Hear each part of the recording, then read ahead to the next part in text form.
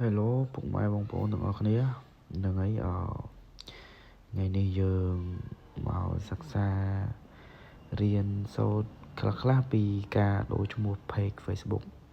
ដែលយើងលក់អនឡាញឬក៏យើងរកលុយនៅតាមអនឡាញអញ្ចឹងនៅតាម page Facebook account ហ្នឹងហើយជាដំបូងអ្នកទាំងអស់គ្នាចូលមកកាន់ Facebook យើងមកបន្ទាប់មកអ្នកទាំងអស់គ្នាចូលមកកាន់ page របស់អ្នកទាំងអស់គ្នាព្រោះយើងដូរឈ្មោះ page យើងមិនមែនដូរឈ្មោះ account Facebook ទេអញ្ចឹងយើងចូលមកកាន់អាត្រេ3ខាងលើនេះមកពេលយើងកាន់ចូល page ហើយយើងចូលត្រេ3ខាងលើឆ្វេងដៃនេះហ្នឹងហើយបន្ទាប់មកយើង scroll រកពាក្យថា setting យើងចុចពាក្យ setting ហើយអ្នកទាំងអស់គ្នាឃើញបែបនេះហើយអ្នកទាំងអស់គ្នា scroll មកក្រោម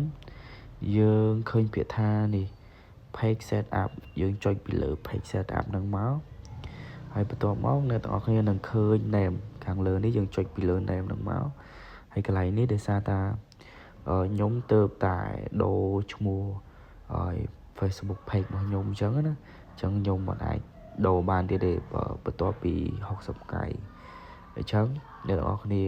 ពេលដែលអ្នកទាំងអស់គ្នាអត់តដូរគឺ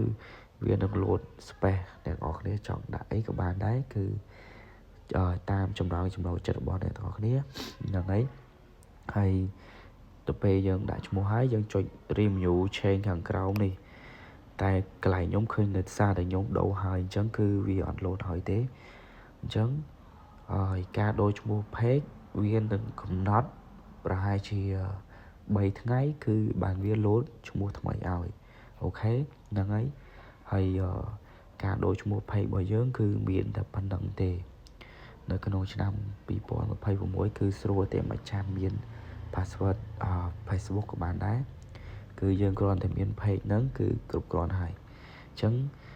វីដេអូយើងក៏មកដល់ទីបញ្ចប់អ្នកនរគ្នាកុំភ្លេចជួយ subscribe ដល់ channel របស់ខ្ញុំមួយផង